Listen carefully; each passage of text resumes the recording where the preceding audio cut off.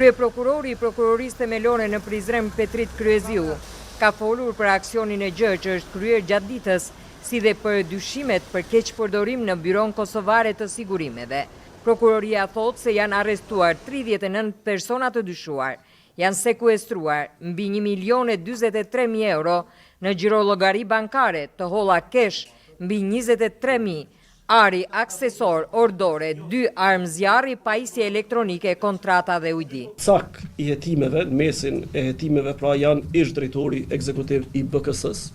dhe ish drejtori i departamentit financiar faktikisht të Byros Kosovare të Sigurimeve, të cilët duke kesh përdorur autorizimet që ju kanë besuar nga BKS-ja,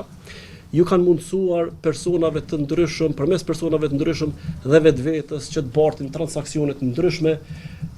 ku kanë arritur përfitimet më dha për vete dhe i kanë shkaktuar dëm të madh Byros Kosovare të Sigurimeve, po ashtu kanë keq përdorur autorizimet ekonomike dhe kanë përpiluar dokumente të falsifikuara, të cilat ne deri në këtë fazë kemi vlerësuar që ato dokumente të dyshuara faktikisht i kanë përdorur si të mirëqena dhe përmes kësaj i kanë shkaktuar dëm Byros Kosovare të Sigurimeve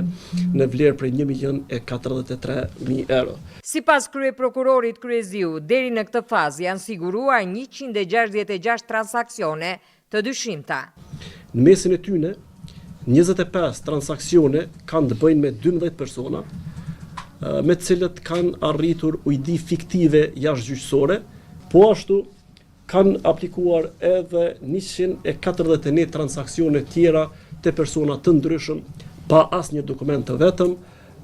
dhe kanë bartur shuma të ndryshme. Shuma më e vogël e transaksionit ka qenë 6.800 euro, përderisa më e larta ka qenë 68.000 euro. Sipas kapitenit Fatmir Karaliti, në këtë operacion u përfshin një numër i madh i policisë së Kosovës. Operacioni është organizuar në shkollë vendi për shkak të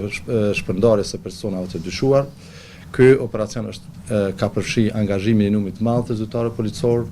rreth 400 zyrtarë policor janë angazhuar, edhe pse kemi pas kushte meteorologjike jashtëzakonisht të vështira sot, gjithçka ka funksionuar sipas planit dhe të gjithë zyrtarët policor kanë kryer detyrat e tyre. Ky operacion u udhëhoq nga vetë kryeprokurori Petrit Kryeziu dhe 7 prokurorë të tjerë, ndërsa në listën e të dyshuarve ishin 46 persona, ku arrestuan 39 prej tyre. 7 persona të tjerë ndodhen jashtë vendit, por sipas kryeprokurorit Kryeziu, edhe ata do të përgjigjen para drejtësisë.